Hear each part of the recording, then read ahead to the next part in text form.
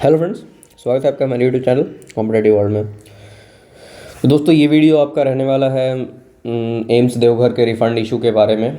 ठीक है, मतलब उसके बारे में तो क्या ही रहने वाला है। एक आरटीआई किया था जो लास्ट वीडियो में मैं आपको आरटीआई उस वीडियो में बताया था कि मैंने आरटीआई किए हैं बहुत सारे। तो होपफुली एक आरटीआई का जवाब तो आया जो लेटेस्ट मैंने किया था उसका।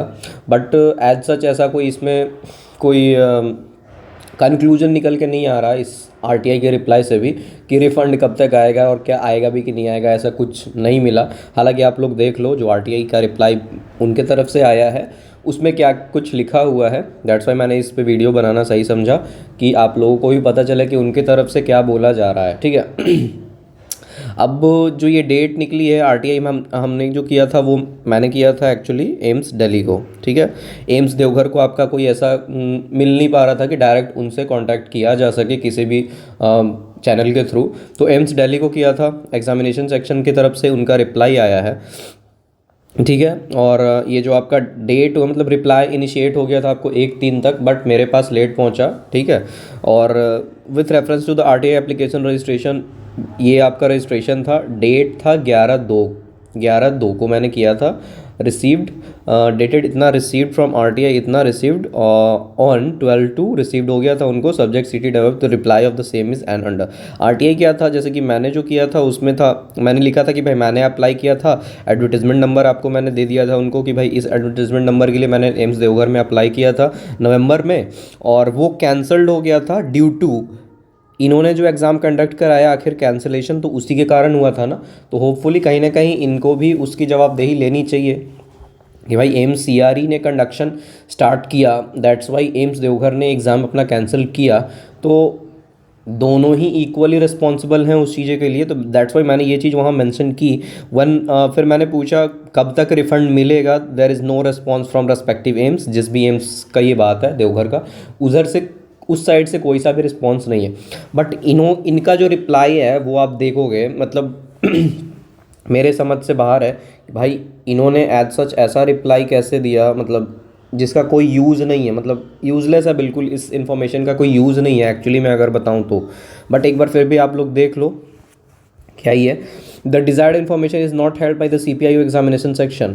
ये इन्फॉर्मेशन एग्जामिनेशन सेक्शन आपको नहीं दे सकती है। It may be noted that the act require the supply of such information only which already exist. मतलब जो इन्फॉर्मेशन ऑलरेडी एग्जिस्ट करता है ये लोग बस उसी का जवाब देंगे भाई। तो ये एग्जिस्ट कब करेगा, मतलब आप हमें बताओगे ना, एक तो कुछ तो नोटिस दोगे भाई कि हम इस तारीख को रिफ़ंड करेंगे या प्रोसेस अब चालू करेंगे या इतने दिन में ये चैनल आने वाला है, कुछ तो बताओगे। तो exist held by public authority और the held under control of public authority, it is beyond the scope of the act for the public authority to create information. मतलब इनको हमने थोड़ी कहा कि आप इन्फॉर्मेशन को क्रिएट करो, मुझे तो बस एक एश्योरेंस दो ना कि भाई आप हम लोग को अपना रिफ़ंड मिलेगा नहीं मिलेगा। मिलेगा तो भाई कब तक मिलेगा, कब तक वेट करें हम लोग। हमने नवंबर में पेमेंट किया, अब मार्च आ गया है, तो भाई आप नवंबर दिसंबर जनवरी फरवरी मार्च 5 महीने से आप उस पैसे को इकट्ठा रख के आप उस पे इंटरेस्ट बनाए जा रहे हो। ठीक है, ऑलमोस्ट अगर किसी भी एप्लीकेंट ने, मतलब मैं मान लो कि बहुत कम नंबर भी एज्यूम करूं, तो ऑलमोस्ट अगर 3,000 बच्चों ने भी अप्लाई किया होगा और उनका पेमेंट अप्रॉक्स अगर मैं ऑन एन एवरेज मारूं तो मतलब यूआर ओबीसी SC ST सबका मिला के अगर ऊपर नीचे करके भी मानूं तो हर एक बच्चे का अगर 1500 भी मैंने माना, मतलब किन्हीं का 1800 लगा है, किन्हीं का 1200 1400 ऐसा जो भी लगा है, बट ऑन एन एवरेज मैंने 1500 माना, तो आप इसे जोड़ लो ना फिर 3,000 बच्चे का और 1500 रुपीज़ फीस से कितना ही पैसा बन जाता है। ठीक है, फिर उस पर ये डेली कर रहे हैं, तो आप एक इन्फॉर्मेशन प्रोवाइड कर दो, फिर हमें आरटीआई लगाने की या कुछ करने की ज़रूरत नहीं पड़ेगी। तो अब उसके बाद इन्होंने लिखता है collection of information parts of which are available with different public authorities would amount to creation of information which a public authority under the act is not required to do. ऐसा रिक्वायर्ड ही नहीं करने का, मतलब इनके हिसाब से करने का मतलब ये लायबल नहीं है इन्हें जवाब देने के लिए। प्लीज़ रेफर, ऊपर से इन्होंने एक रेफरेंस अलग दे दी कि आप इसको जाके विजिट कर लो जो डेटेड 12 जून 2008 को आई है, virus decision of CIC under supreme court of India available in public domain. और उसके बाद इन्होंने क्या कहा कि आप इसको विजिट करते रहो। ठीक है, इतना दिन से हम लोग कर क्या रहे हैं, विजिट ही तो कर रहे हैं। कोई रिलेशन कोई इन्फॉर्मेशन मिल जाता तो फिर क्या ही ज़रूरत था हमें ये इतना कुछ काम करने का। ठीक है, अब छोटी मोटी अमाउंट तो होती नहीं है ना भाई 1800। कुछ दिन के बाद तो क्या ही होगा कि कुछ लोग भूल भी जाएंगे कि भाई मेरा 1800 अटका भी है। ठीक है। ऐसा तो कुछ लोग को याद रहता है, कुछ लोग कमेंट्स करते रहते हैं, कुछ लोग करते रहते हैं, तो उस बेसिस पे वो मेमोरी बना रहता है।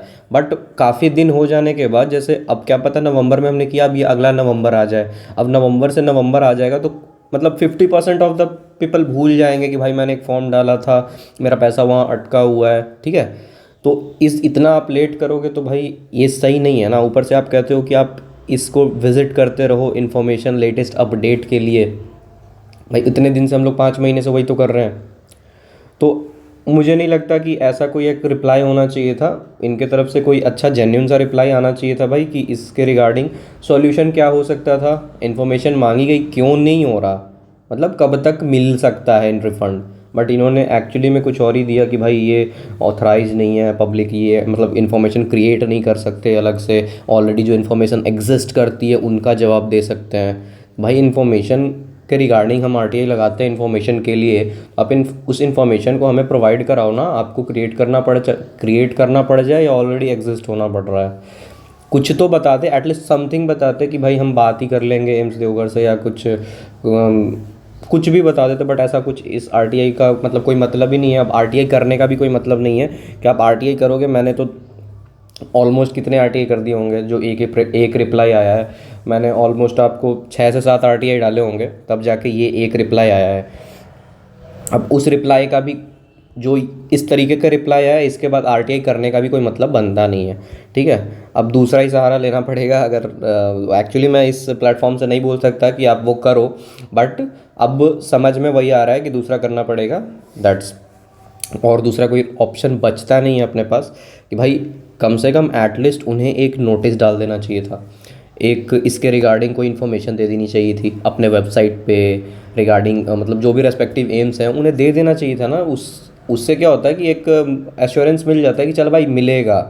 बट उन्होंने एज सच कुछ ऐसा किया ही नहीं है। पिछला वीडियो में भी मैंने इसके रिगार्डिंग देवघर के बारे में डाला था, उसमें मैंने आपको दिखाया था कि भाई उनका अभी तक अप्लाई वाला बटन ही क्लोज़ नहीं हुआ है।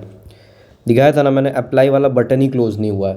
तो वो करना ही नहीं चाहते इस बेसिस को, वो टाइम लगा रहे हैं कि भाई जब पैसा आ ही गया है तो इससे पैसे से पैसा बना लेते हैं। तो भाई ये तो गलत है ना, आप हमारे पैसे को लेके आप अपना पैसा बना रहे हो, क्रिएट कर रहे हो, तो दैट्स रॉन्ग। तो कोई इन्फॉर्मेशन नहीं है। मेरा तो सिंपल सा आरटीआई का रिप्लाई बस आपको दिखाना था कि भाई क्या रिप्लाई आया है उनके तरफ से। एज सच इसका कोई यूज़ नहीं है इस रिप्लाई का, जिससे हमें कुछ हम किसी भी कंक्लूजन तक पहुंच सकें कि भाई हमारा पैसा आएगा नहीं आएगा। बाकी जो रास्ता बचता है वो आप देख सकते हो, यहाँ पे इनके तरफ से किया गया है ये रिप्लाई। ये देखो मैंने ही किया था, मेरे नाम पे मेरे एड्रेस पे ही आया है बाई पोस्ट, और मेल पे पीडीएफ भी आ गया था। दैट्स वाई मैंने वीडियो बना के आपको बता देना सही समझा कि भाई उनकी तरफ से क्या रिप्लाई आया है, हमने क्या आरटीआई डाला था, उसके रिगार्डिंग इन्होंने क्या जवाब दिया है। अब बाकी जो जिन भी भाई बंधु को जो सही लगता है वो कर सकते हैं।